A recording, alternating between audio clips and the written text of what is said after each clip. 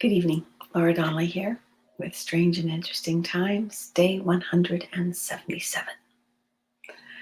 And I was going to talk about the balance between loss or lost, things that are lost to us, and things that we find. This kind of loops back a little bit to decluttering, some of which I have been doing, but not enough exactly, during these strange virus times. So, lost and loss and found. So I was thinking today, I made supper, and my neighbor grew some really good basil, and she gave me some.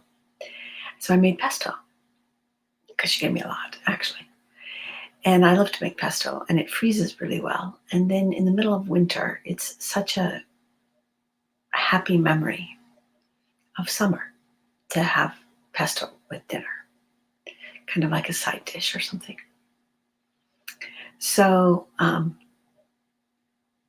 as I was doing that, I was remembering my friend Vipa. She lives in my same town.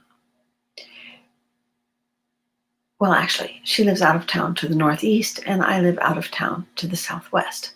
So we live kind of far away from each other in the same place. And since the COVID times, she has been really pretty much staying in her own place and not seeing anybody. And in the olden days, before COVID, oh yeah, now we got before COVID and after COVID. Great. Anyway, uh, she and I used to get together. She's a vegetarian, but she loves to cook, and she's from India, and she loves to cook um, with real ingredients still. So when I have an abundance of stuff from my garden, she is happy to take it. But now we are having trouble connecting, and so I haven't been able to share as much with her. And there's some really great Indian dishes that use okra, and we always have a great okra patch. And so that was one of the things that we shared and cooked together. And she was teaching me to use the Indian spices, which are really good and different than our American spices. But we haven't been able to do that. She travels a lot in the summer. She gets back in the fall. And so since last fall, we haven't been able to do this because, winter happened in Christmas, and she travels when school, university is down, closed. And when everything shut down, she was in her house, and that was pretty much it. And we pretty much haven't seen each other. Then I started thinking, well, I had a few other friends, and this was probably old-fashioned, but we would get together, and not really potluck, but we would take turns having something in our own house or the other person's house, and we would hang out in the kitchen and cook and chop vegetables or chop up a salad and just talk and spend time together while we were doing that. And I really miss that. I used to do that with my mom too, before she passed away.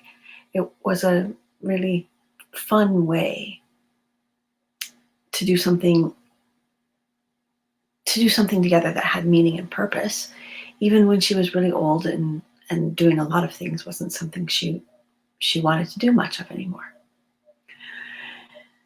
So in the place of that, I have connected and reconnected with a lot of friends who live all over the world. And I really enjoy that, having time to meet people and reconnect with people who live in different locations that I wouldn't naturally see in my daily life. So that is a plus or a found goodness in this time. And then I have kind of coming up, my friend Elizabeth Drake Boyd has agreed to be on the healing path. And well, she also, one of the A lot of people that I know, we have this thing about food and making food and cooking food and preparing food for friends and sharing a meal together or sharing food. And so Elizabeth cooks really well. And she was talking about how uh, her daughter doesn't, she cooks a lot for her daughter's family because it's easier for her to cook than her daughter. Her daughter's a doctor, very busy. She gets home with a short amount of time before mealtime. And so Elizabeth's like, she says to me, she tells me about her daughter. She says, my daughter's like, but how do you know what to put together and what to put in? And Elizabeth goes, I just know. And so I said, well, maybe you would come on the healing path and talk about healthy food and cooking healthy food and how you do it. So I think we're going to practice first. Visiting her kitchen. And so it'll be a virtual thing, and then and she'll make something and we'll kind of hang out together while she's making it. But we won't all get to eat it, which is kind of a sadness. So there are probably other things you might be missing, things, like I'm wondering if they will just get out of the habit of inviting friends over. We didn't always do that a lot. It's easier to meet friends at a restaurant. Then there's no dishes to do. You don't have to worry about allergies and this person can't eat fish and that person can't eat broccoli or whatever the deal is. You don't have to worry about any of that. If you eat out, everybody can buy the thing that they like. And so that's a little bit of a laziness. But also, guess what? You don't have to clean up your house before company comes over. Well, when on my side. So this other thing about hanging out together and cooking together. Once upon a time, my friend and I think we made 180 dozen cookies. Hey, Becky, you're in. Wonderful, wonderful, wonderful. So you'll have to send me a text if you want me to do anything next week. So my friend, she was from Nebraska, and I was from Kansas. So we had this Midwest connection, which was baking cookies at Christmas time and giving cookies to friends, trays of cookies, of all kinds of different kinds of cookies for gifts instead of a big gift or some kind of gift. So we would just do that. And one Christmas, we decided to get together and bake our favorite family recipes, and we had some crossover recipes, and we had some unique recipes, and so we did. We made 180 dozen, which, trust me, that's a lot. And every recipe pretty much started with a pound of butter and 2 cups of sugar, and then little variations from there. But the time making something that is nourishing or tastes great, like a cookie. It's not too nourishing, but it tastes great. Doing that together, that I don't know if that's a female thing or if it was just a thing in my family, in Midwestern family, that we always made cookies at Christmas, and a lot of times my mom and I would make cookies on the weekends, just for fun to make, so we would have them all week. We'd make cookies with my grandma. My grandma taught me how to cook certain different things. We often made cookies or pies instead of a whole meal. But I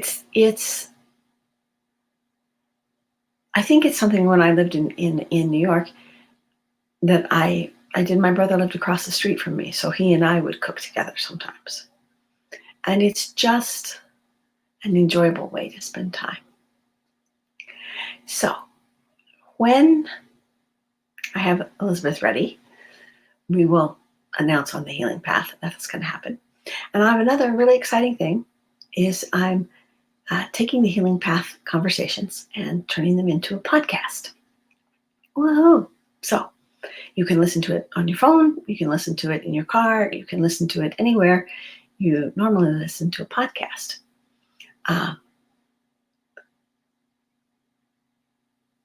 Oh yeah, Imogen, you're right. Doing something together. We used to sew together. My mom, my aunt, and I, the three of us, we would put a big table up in the studio in the summer when there weren't classes and sew together. And then several times, some of her students would come back at Christmas from college and stuff, and we would all bake cookies together.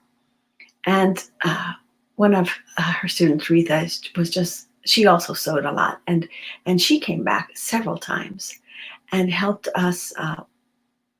One time we made new curtains for the dance studio, and it had 1, 2, 3, 4, 5, 6, 7, 8, 9, 10, 11, 12, at least 12 windows that had 3 tiers. It was a lot of sewing. And then for several years, she would come back, and in the summer, we would pull all the curtains down and wash them, and we would just talk and iron and mend and stitch. And it was, probably like quilting used to be like this, when people used to have a quilting bee. And that was a really nice and productive thing. So I'm hoping that these things don't get completely lost as the world changes. And we'll discover with my friend Elizabeth if a zooming into somebody's kitchen is an interesting modification to that kind of time spent together. I hope you're having a great weekend. I'm having a pretty good time. And I will look forward to seeing you tomorrow for day 178. And when I get up here on these 178, I kind of just feel like I need to throw myself back and oh my heaven, 178, and then 179, and then 180. Then we're about to be at 190. What if this goes on for a whole year? We'll see. It is very strange. But plenty of time to think. So take good care of yourselves. Have a nice rest of your weekend, and I'll see you tomorrow.